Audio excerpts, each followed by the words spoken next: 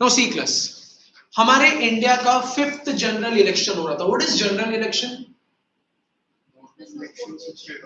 normal elections which are held after every 5 years, that is what general election is। तो लोकसभा का 5th general election हो रहा था हमारे देश में। इलेक्शन हुआ तो हमारी उस टाइम पे जो प्राइम मिनिस्टर थी that is Indira Gandhi, she also stood for the election.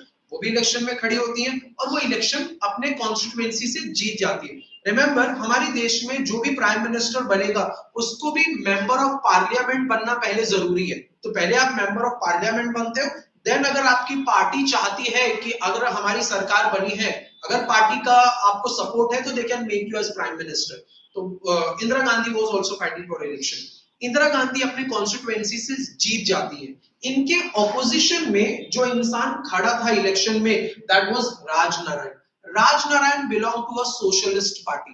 Rajnarayan ये इलेक्शन हार जाते हैं, इंदिरा गांधी इलेक्शन जीत जाते हैं।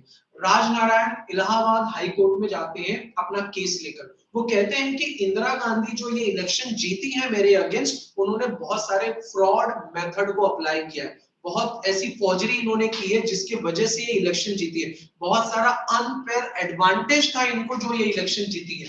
तो इलाहाबाद हाई कोर्ट ने इसके ऊपर इन्वेस्टिगेशन किया। इन्वेस्टिगेशन में बहुत सारे एविडेंसेस से मालूम पड़ा कि इंदिरा गांधी ने बहुत सारे अनफेयर मैनर तरीके से इलेक्शन जीता है। इलाहाबाद हाई कोर्ट ने इंदिरा गांधी के इस इलेक्शन को कंप्लीटली डिस्क्वालीफाई कर दिया and Indira Gandhi was about she lost her seat.